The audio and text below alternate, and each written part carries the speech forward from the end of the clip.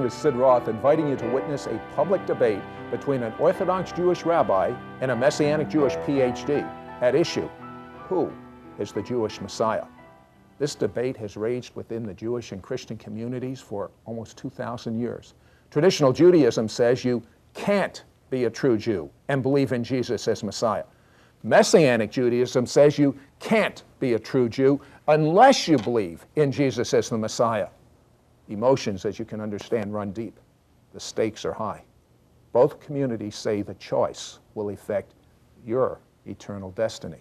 We urge you to think for yourself. It's your life that hangs in the balance. Taking the traditional Jewish position is Orthodox Rabbi Dr. David Blumenhof.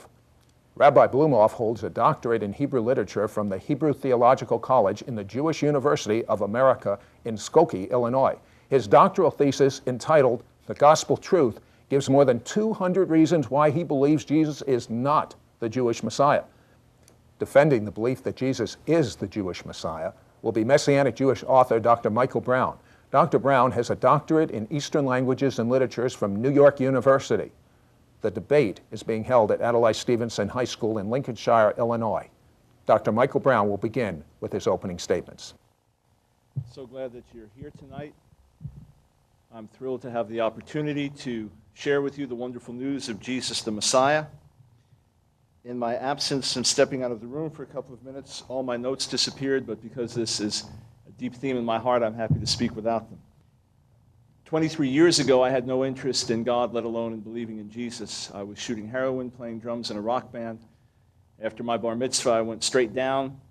And really, it was only against my will, against my desires, against my pride, against my stubbornness, that I had an encounter with the love of God, that I found out that Jesus, Yeshua, was in fact the Jewish Messiah. Had a wonderful life-transforming experience.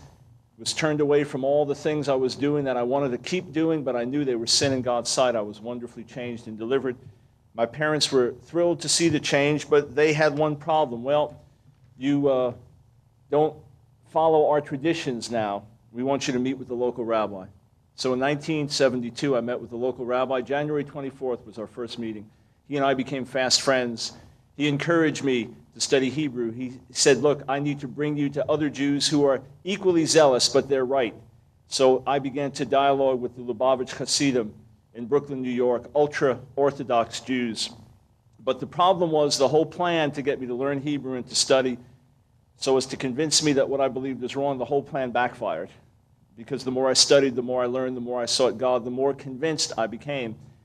And if you're open to God, open to the Scriptures, open to the truth, I believe you'll hear clear evidence that Jesus is the Jewish Messiah. In fact, the reason that we have had so many problems through the centuries as Jews, the reasons that we have been exiled from our land and our temple has not been rebuilt, is because when the Messiah came, we missed him. You say that's a bold claim. Let me back it up. I do have some notes I just found here. What I want to say first is this. If you've ever read the Hebrew Bible, and that's really our source tonight, the Hebrew Scriptures, you know that it doesn't just stop in the middle and say, stop, this is a messianic prophecy.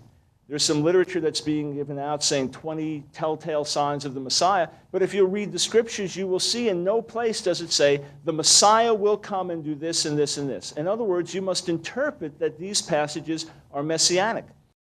Well, what does the word Messiah actually mean? It comes from the Hebrew Mashiach, and it is parallel to the Greek word Christos, which we translate as Christ. Messiah and Christ mean the same thing. They mean the anointed one. When you read the Hebrew Bible, who was it that was a Mashiach? Who was it that was anointed in Israel? You say, well, the king.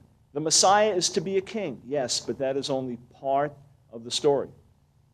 The priest, the high priest, was also